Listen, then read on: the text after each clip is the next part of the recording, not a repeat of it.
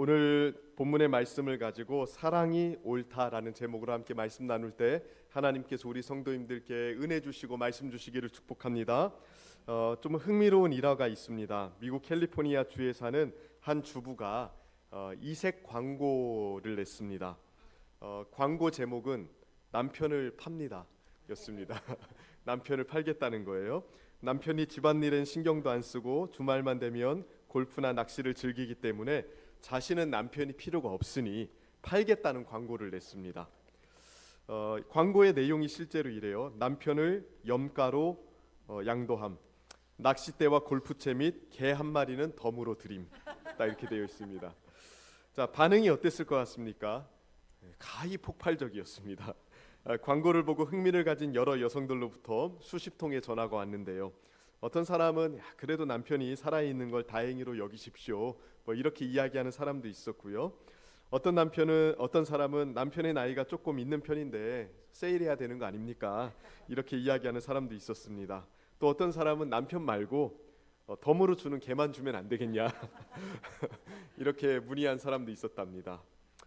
우스운 이야기지만 이러한 내용들은 가장 가까운 사람도 사랑하는 게 참 어렵구나, 이런 것들을 우리에게 생각나게 합니다.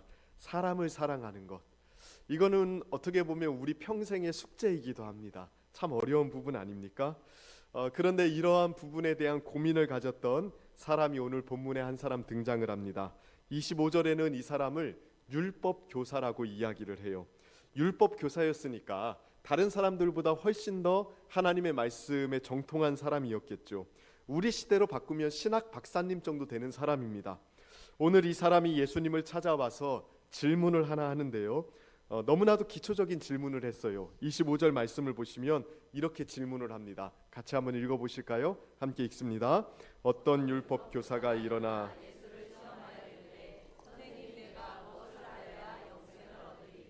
선생님, 내가 무엇을 해야 영생을 얻을 수 있습니까? 매우 기본적이고 기초적인 질문이었습니다. 율법 교사가 이 답을 모를 리가 없죠. 그래서 예수님은 대받아서 다시 질문하시죠. 26절입니다. 예수께서 이르시되 율법에 무엇이라 기록되었으며 내가 어떻게 읽느냐? 율법에 무엇이라 기록되었느냐? 그러자 율법 교사가 망설임 없이 대답합니다. 27절 말씀 같이 한번 읽어보실까요? 함께 읽습니다. 시작.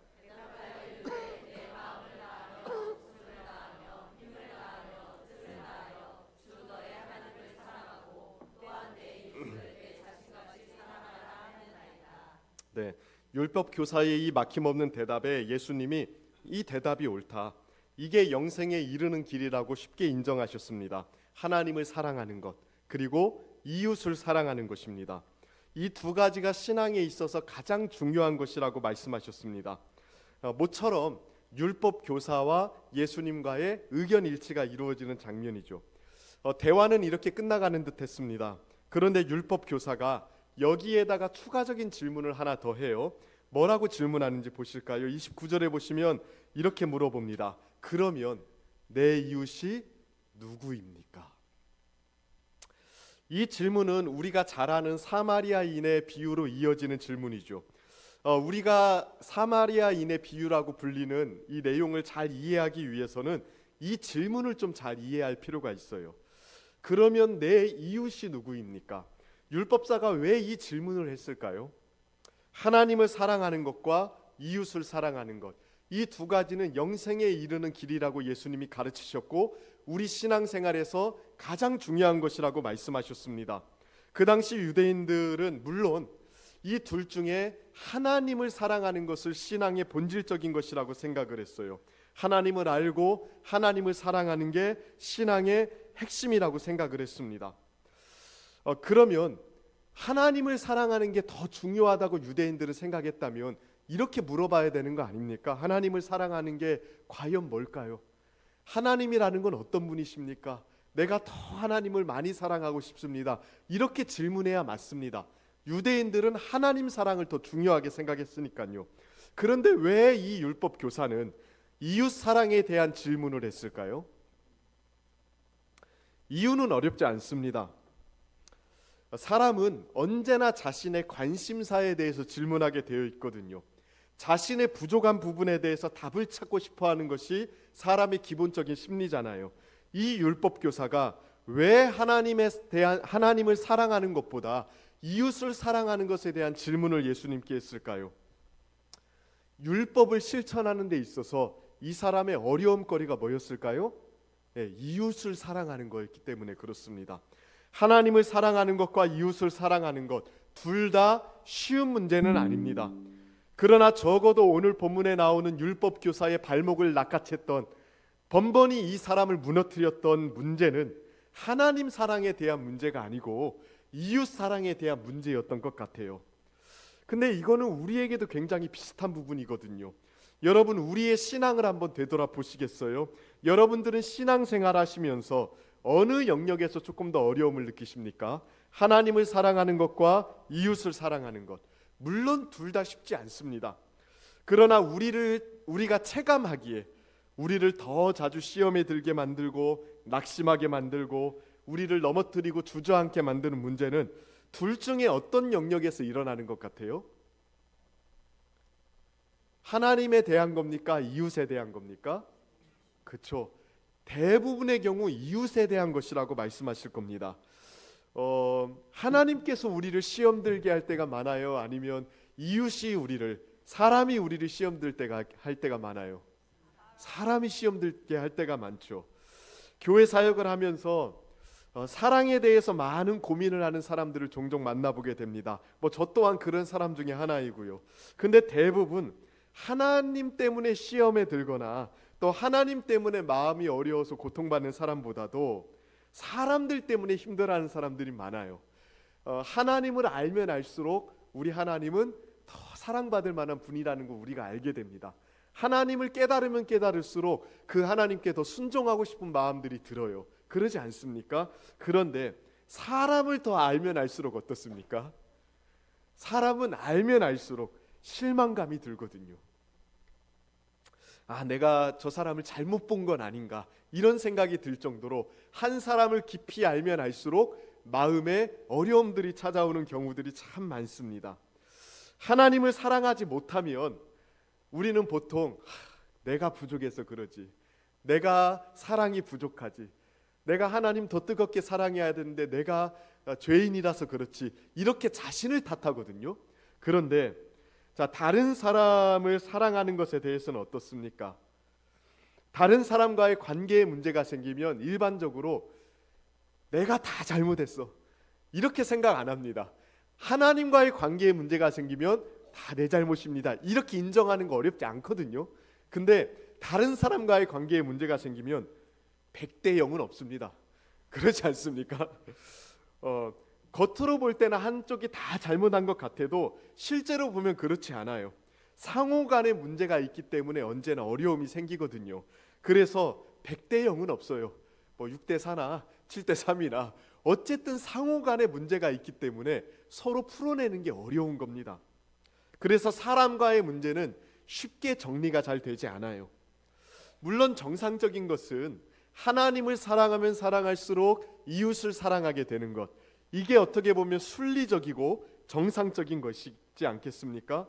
그러나 사람이라는 존재가 그렇게 논리적이지 않고요, 그렇게 합리적이지 않더라고요. 하나님의 사랑을 깊이 경험하면 경험할수록 사람도 뜨겁게 사랑해주고 따뜻하게 대해줘야 맞아요. 그렇게 되는 게 건강한 겁니다. 그런데 우리의 마음이 얼마나 뒤틀려 있고 얼마나 부족한지, 하나님의 사랑을 많이 받아도 사람을 뜨겁게 사랑하지 못하는 경우도 생각보다 많습니다. 여러분, 그런 경우는 없었습니까? 하나님 앞에 은혜를 많이 받고 나서도 집에 가는 길에 부부싸움 하신 적 없으십니까? 오늘 또 저만 나쁜 놈인가요? 하나님 앞에 콧물 흘리고 나서도 나에게 상처 주었던 사람 앞에 서면 마음이 쪼그라든다고요. 하나님이 나를 죽기까지 사랑하셨다는 것 알고 그 앞에서 마음이 녹아져 내리는 은혜를 경험해도 나에게 안 좋은 말 한 사람 한 번 마주치잖아요. 그러면 다시 마음이 완강해지는 걸 느껴요. 그러니까 이게 쉽지가 않습니다. 우리가 죄인이라서 그렇습니다. 우리가 죄인이라는 것은 우리의 온갖 군대가 다 고장났다는 뜻이거든요. 그러니까 하나님으로부터 우리가 많은 사랑을 받았지만 이 사랑을 다른 사람과의 관계에서 풀어내는 게 그렇게 쉽지가 않다는 걸 의미하는 겁니다. 그래서 우리도 이 율법사처럼 이 부분에 대해서 문제의식을 가지고 질문하는 경우가 많죠. 그런데 오늘 본문을 조금 더 보실까요? 한 단계 더 나아가서 이 율법사는 사람과의 관계 중에서 특별히 어떤 부분에서 문제의식을 느꼈을까요? 우리 29절 말씀 다시 한번 읽어보실까요?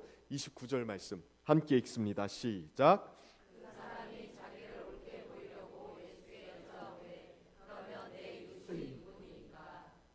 자, 뭐라고 질문합니까? 내 이웃이 누구입니까? 자, 여기에 함축된 의미를 우리가 곰곰이 생각해 봐야 됩니다. 이게 무슨 의도로 질문한 것일까요? 지금 이런 식으로 이야기하고 있는 겁니다. 주님을 사랑하는 건 맞습니다. 그렇다면 제가 사랑할 사람은 과연 어떤 사람입니까? 나는 어떤 종류의 이웃을 사랑해야 됩니까? 이 질문을 하고 있는 거거든요. 이 사람이 생각하고 있는 이웃에는 모든 사람이 포함되어 있는 게 아닙니다. 지금 자신이 사랑할 수 있는 대상이 따로 있다고 생각을 하고 있는 거예요. 더군다나 이 질문을요 29절에 보시면 자기를 옳게 보이려고 던졌대요. 이 부분이 꽤 중요합니다. 사람을 가려서 사랑하는 것을 통해서 자기를 옳게 보이려고 했답니다. 자신을 조금 더 의롭게 보이게 하고 괜찮게 보이게 하는 방법 중에 하나로서 사랑할 사람을 가리고 있는 거예요. 이 사람이 이웃 사랑에 대해서 어려움을 겪었던 이유가 바로 이 부분 때문입니다. 자신의 옳음, 자신의 우월성, 자신의 좋은 평판을 위해서 모든 사람들과 이웃 관계를 맺지 않았던 거예요. 모든 사람을 이웃으로 삼고 사랑할 수 없었던 겁니다. 자기의 옳음 때문에. 특별히 이 사람은 유대인이었죠.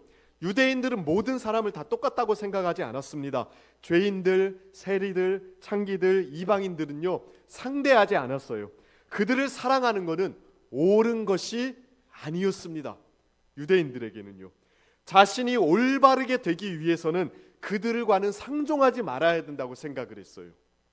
그래서 예수님께서 이웃을 사랑하라고 하셨을 때 내가 사랑해야 될 이웃은 어떤 부류의 사람입니까? 라고 물어봤던 거예요. 그 질문 안에는 예수님, 저는 저 세리들과 죄인들과 창기들, 저 이방인들, 저 버림받은 사람들보다는 나은 사람입니다. 저 사람들보다는 제가 옳은 사람입니다. 그러니 저들을 사랑하지 않는 것으로 저는 제 옳음을 증명하겠습니다. 나는 옳은 사람이기 때문에 저들과 얘기하지 않겠습니다. 이 이야기를 지금 하고 있는 겁니다. 저는 이 본문을 묵상하면서 이 율법 교사의 모습이 우리와 멀지 않다고 생각을 했습니다. 여러분은 모든 범위의 사람들을 사랑할 수 있습니까? 도움이 필요한 사람들, 긍휼히 여길 만한 사람들, 연약함을 기꺼이 내비치는 사람들에 대해서는 우리가 기꺼이 선심을 베풀 수 있을지 모르겠습니다. 그러나 나의 옳음을 공격하는 사람은 어떻습니까? 내가 그동안 켜켜이 쌓아온 자존심, 또 나의 옳음을 확보하는 영역들, 내가 자부심을 가지고 있는 영역들, 이런 것들을 공격하고 무너뜨리는 사람들에 대해서는 어떻습니까? 저 사람하고 잘 지내는 것이 나에게 내 잘못을 인정하는 꼴이 되는 그런 경우라면 여러분들은 사랑을 할 수 있습니까? 사랑을 하기 위해서 내 옳음을 굽혀야 되는 것, 이런 것들이 여러분들은 쉽게 되던가요? 이게 잘 안 된다는 거 우리는 너무 경험적으로 잘 알고 있습니다. 나를 옳다고 해주고 내 편을 들어주고 나와 생각이 같은 사람들에게는 우리가 쉽게 이웃이 되어줄 수 있습니다. 그 사람하고 대화하고 그 사람과 어울리고 사랑하는 게 나의 옳음을 증명해주고 나의 어떤 자존감을 확보해주기 때문에 그렇거든요. 굳이 나를 지지해주지 않더라도 어쨌든 나의 옳음을 증명할 수 있는 기회가 되는 사람들에게 사랑을 베푸는 것, 우리가 그렇게 어렵게 생각하지 않습니다. 그러나 이 사람을 사랑하는 게 내 옳음을 포기해야 되는 경우, 이런 경우는 어떻습니까? 멀리서 찾을 필요도 없습니다. 여러분 부부싸움 많이 해보시지 않았습니까? 이번에는 모른 척하지 않으시겠죠? 예. 그러니까 한번 생각해 봅시다. 이 부부싸움을 할 때 왜 하는 걸까요? 그 대부분의 경우 부부싸움이 뭐 자주 싸우기 때문에 싸웠다 화해했다 싸웠다 화해했다 뭐 이런 경우들이 많이 있지만, 이 화해하는 게 어려운 이유가 뭘까요? 결혼 생활을 하다 보니까 저도 아내랑 가끔은 다툴 때가 있었는데, 아무리 대화를 해도 좁혀지지 않는 부분이 있다는 걸 발견하곤 했습니다. 이렇게 대화가 좁혀지지 않는 이유가 뭘까요? 둘 다 옳아서 그래요. 둘 다 맞는 말을 계속하고 있습니다. 아내 편에서는 아내가 볼 때 옳은 말을 하고, 제 편에서는 제가 볼 때 옳은 말을 하고 있어요. 그러니까 둘 다 말을 들어보면 둘 다 잘못한 건 없어요. 그래서 싸우는 겁니다. 되게 재밌는 건 싸움은요, 서로 잘못한 게 없어야 가능합니다. 둘 중에 누군가 잘못한 게 있으면 싸우지 않아요. 한 명이 굽히거든요. 근데 싸움은 둘 다 잘못한 게 없어야만 가능하더라고요. 이 신기한 현상을 진짜 설명하기, 그러니까 우리가 보통 잘못하면 싸운다고 생각하는데 아니에요. 잘못한 게 없어야 서로 싸우는 거예요. 화해는 어떻게 해야 될까요? 옳음을 포기해야 화해를 할 수 있어요. 둘 중에 누군가는요, 자기의 옳음을 꺾고 미안하다고 이야기해야 돼요. 이 굴욕을 참지 못해서 우리가 화해를 못하는 거거든요. 자신을 옳게 여기려는 이 마음이 모든 사람들을 내 이웃으로 삼는 것에 굉장히 큰 방해가 된다는 것, 이거는 율법사의 문제였고요, 오늘날 우리들의 문제이기도 했습니다. 그러면 우리도 이 율법사처럼 어쩌면 질문하고 싶은지 모르겠습니다. 주님, 내 이웃이 누굽니까? 다 사랑할 수는 없습니다. 제가 사랑할 대상을, 나의 옳음을 확보해 주는 사람들을, 같이 있으면 좀 괜찮아지는 사람들을 사랑하고 싶습니다. 어쩌면 우리도 이렇게 예수님께 항변하고 싶은지 모르겠습니다. 이러한 우리들에게 들려주시는 이야기가 선한 사마리아인의 비유예요.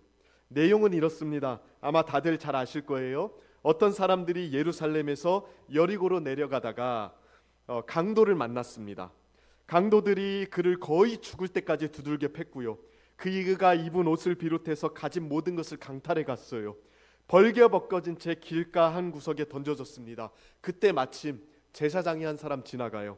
숨이 간신히 붙어있는 이 사람이 힘겹게 눈을 떴을 때 제사장이 보였습니다.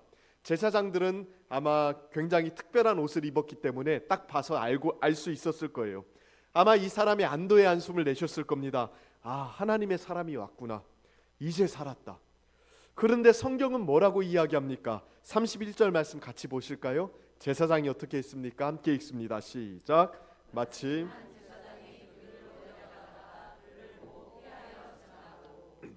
못 보고 지나친 게 아닙니다. 그를 보고도 의도적으로 피해서 지나갔습니다.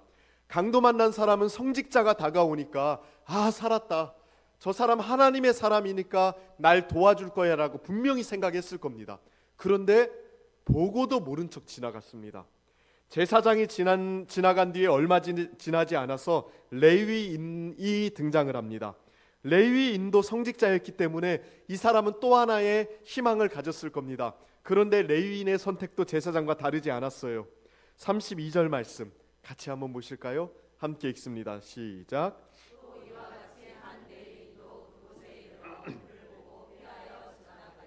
레위인도 그를 보고 피하여 지나갔다고 이야기해요. 충격적이죠. 이 그냥 유대인이 아닙니다. 제사장과 레위인이라고요. 그 당시 종교 지도자들이었습니다. 하나님께 헌신된 사람이었고 누구보다도 율법적인 사랑을 실천해야 되는 사람이었어요. 언제나 하나님 가까이에서 하나님을 섬기는 자들이었습니다. 그런데 그들은 죽어가는 사람들을 보고 지나쳤다고요. 이 사람들이 지나가고 난 뒤에 사마리아 사람이 등장을 해요. 사마리아인들은 당시 유대인들에게 사람 취급받지 못했습니다. 이 사람들은 이방인의 피가 섞인 혼혈족이었거든요. 당시 이스라엘 사회에서 철저하게 소외된 사람들이었고요, 무시당하며 살았던 사람입니다. 유대인들은 일반적으로 사마리아 지역을 통과하지도 않았어요. 사마리아 사람과 대화도 하지 않았습니다. 그 사마리아 사람이 눈앞에 자신을 그토록 멸시했던 유대인이 죽어가고 있었습니다. 꼴 좋다, 벌 받은 거야, 돼, 이러고 지나갈 수 있었거든요. 발로 한 번 더 걷어차고 지나갈 수도 있었습니다. 그런데 이 사마리아 사람이 어떻게 합니까? 파격적인 행동을 합니다. 그 당시 시각으로 봤을 때요. 33절 34절 말씀인데 여기도 같이 한번 읽어볼까요? 제사장과 레위인과 얼마나 다른지를 주목하며 읽어봅시다. 함께 읽습니다. 시작. 어떤 사마리아 사람은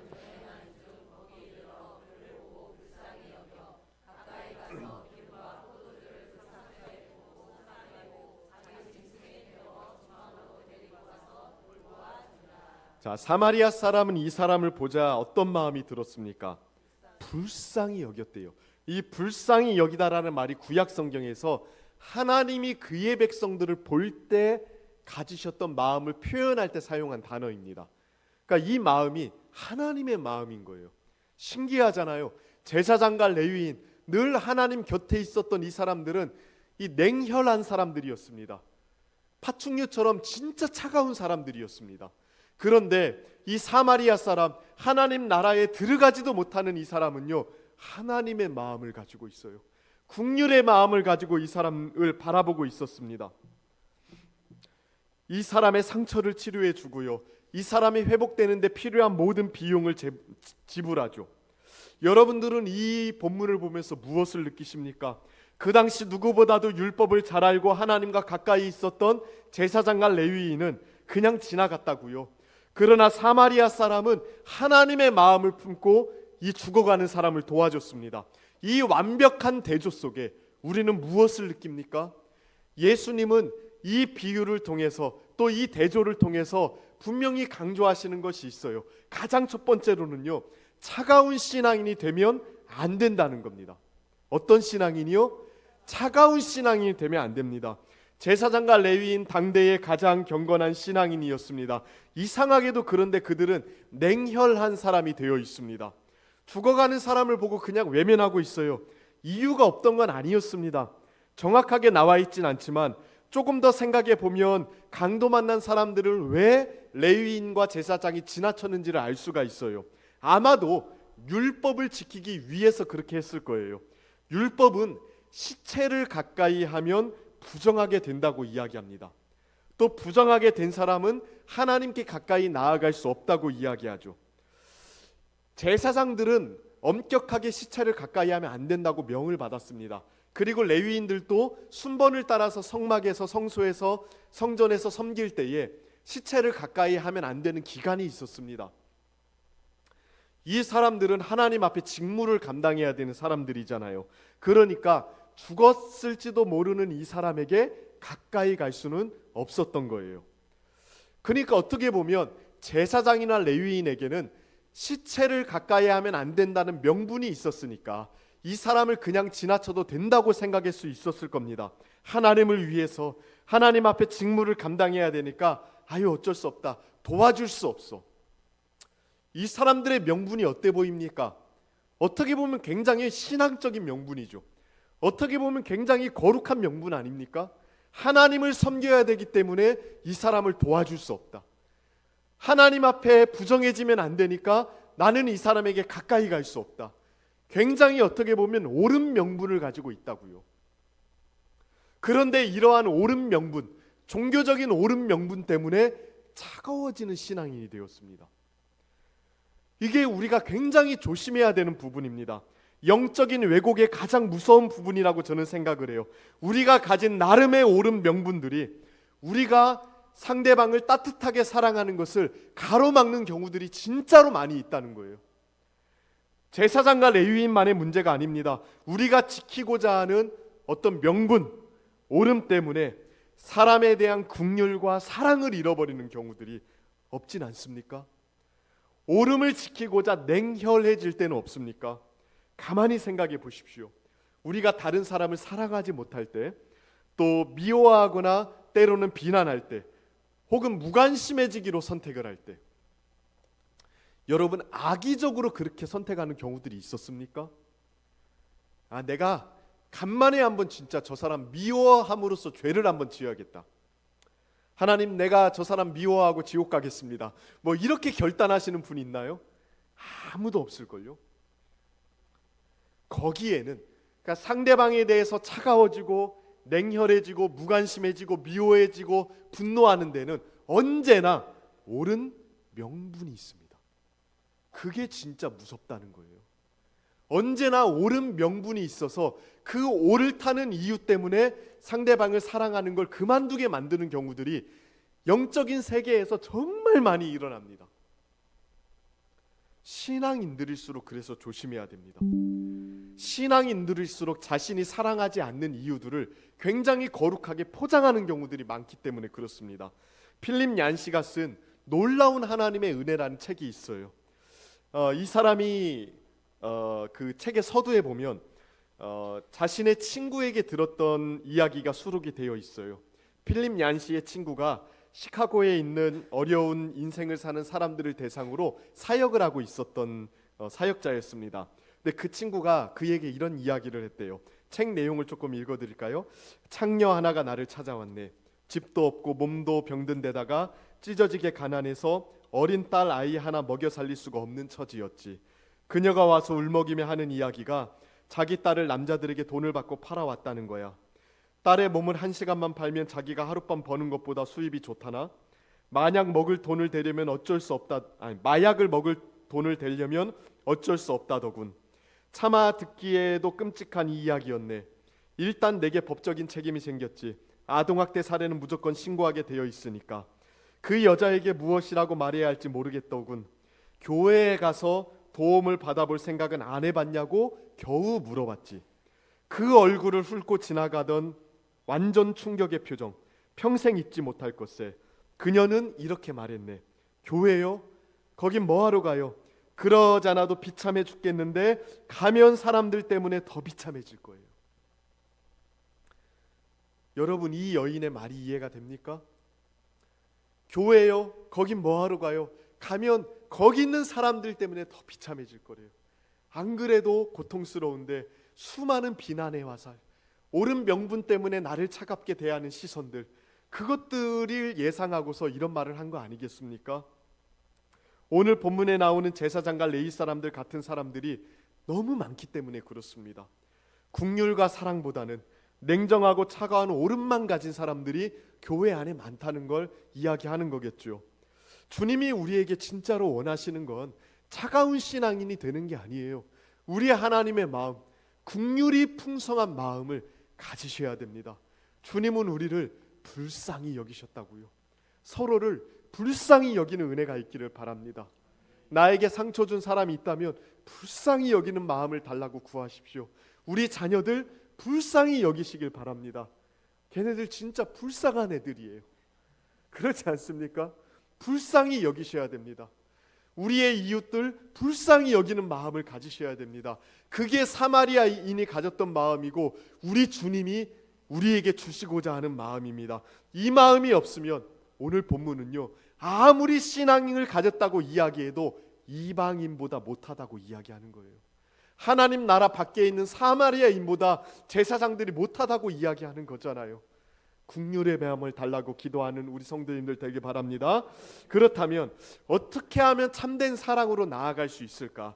이게 두 번째 우리가 생각해 볼 내용인데, 자, 본문을 가만히 보실까요? 오늘 예수님께서 이 율법 교사의 질문에 최종적으로 어떤 답을 내려주셨습니까? 자, 율법 교사의 질문 어떤 거였죠? 누가 내 이웃입니까? 이 질문을 했습니다. 그런데 이 질문에 대해서 예수님께서 뭐라고 대답하셨는지 보십시다. 36절, 37절 말씀인데요. 함께 같이 읽어보겠습니다. 시작.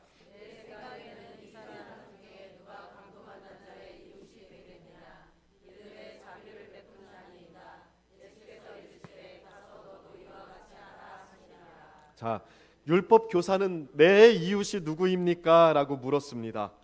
그에게 예수님이 되묻습니다. 이 세 사람 중에 누가 이웃이냐? 율법 교사는 자신이 사랑할 수 있는 부류가 누구인지, 그 기준이 무엇인지를 확인하고 싶었을 거예요. 그러나 예수님이 그 질문에 대답하진 않으시죠. 누가 누가 우리의 이웃이 될 수 있는지를 말한 게 아니라 이 세 사람 중에 누가 이웃이 되어준 사람이냐라고 물어보셨어요. 율법 교사는 자존심 때문에 사마리아 사람입니다라고 대답은 못하죠. 자비를 베푼 자입니다 이렇게 대답을 해요. 그러자 예수님이 이렇게 이야기하죠. 너도 가서 그와 같이 하라.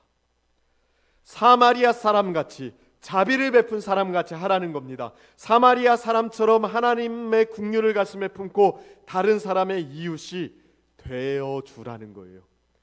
율법 교사는 자기를 중심에 두고 누가 내 이웃이 될 수 있는지를 물었단 말입니다. 그런데 예수님은 그게 아니에요. 네가 이웃이 되어 주어야 된다는 겁니다. 우리는 우리의 이웃을 따지는 게 아니라 누구에게든지 이웃이 되어 주어야 됩니다. 내 옳음을 기준으로 해서 누가 내 편인가, 누가 내 적인가, 누가 나에게 잘해주고 누가 나에게 못해주는가, 누가 내 사랑을 받을 만한가, 누가 내 옳음을 확보해 주는가, 이걸 생각할 게 아니라요, 그가 누구든지 내가 이웃이 되어 주는 겁니다. 이웃은 계산하는 게 아닙니다. 누가 내 이웃인지를 계산할 게 아니고 누구든지 내가 이웃이 되어 주어야 됩니다. 우리는 어떠합니까? 이웃을 찾는 사람입니까? 아니면 이웃이 되어주는 사람입니까? 1938년에 영국의 젊은 증권 중개인 중에 니콜라스 윈턴이라는 사람이 있었어요. 이 사람이 체코슬로바키아로 스키 여행을 가려고 준비하고 있었는데 출발 직전에 한 친구로부터 프라하 난민 캠프의 참상을 듣게 돼요. 나치의 위협 아래 수천 명의 유대인 어린이들이 죽음의 위기에 처해 있다는 소식을 듣게 됩니다. 그러자 이 사람이 스키 여행을 취소하고 돌연 프라하로 향하게 되죠. 사실 이 윈턴이라는 중권 중개사는 어린 아이들과 아무 상관이 없었습니다. 그 비슷한 일도 해본 적이 없는 사람이에요. 뭐 같은 나라 사람도 아니고요, 같은 민족도 아니고 아는 사람이 있었던 것도 아닙니다.